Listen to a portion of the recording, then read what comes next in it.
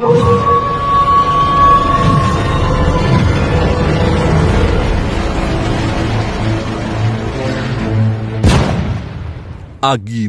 ni Paraon.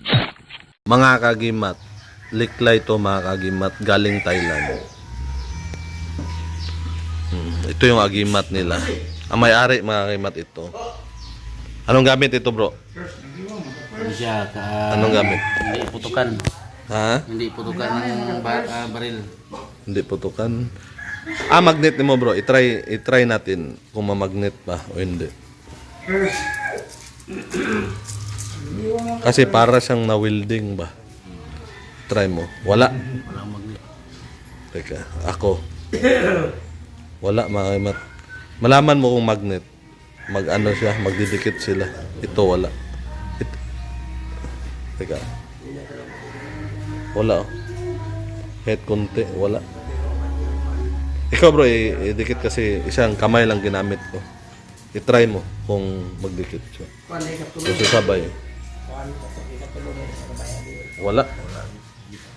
Meron yung konti pero Konti lang siguro. Pero kung metal to, mga kagimat, kung metal to, malakas siya didikit kung metal to. Marami kasing parang mga ano sa welding, pero order pa niya galing Thailand. ito may isa. Tapos ito pa isa, meron pang ano, Maliit paper kung paano alagaan ng liklay. Ito tinuro. Ito parang anong rainbow liklay?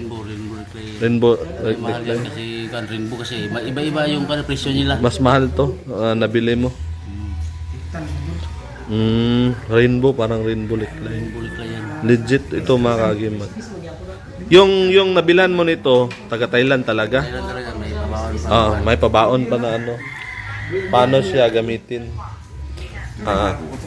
Gamit ito nila, bro, sa ano?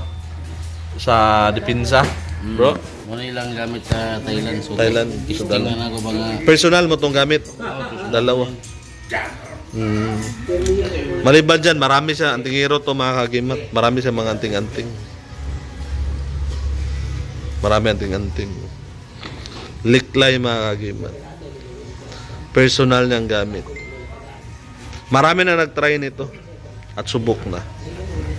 So mga kagimat, please like, share, comments, and subscribe to our YouTube channel. And follow me on Facebook. At kita-kita tayo sa susunod na video. Ako ang iyong kagimat na si Paraon.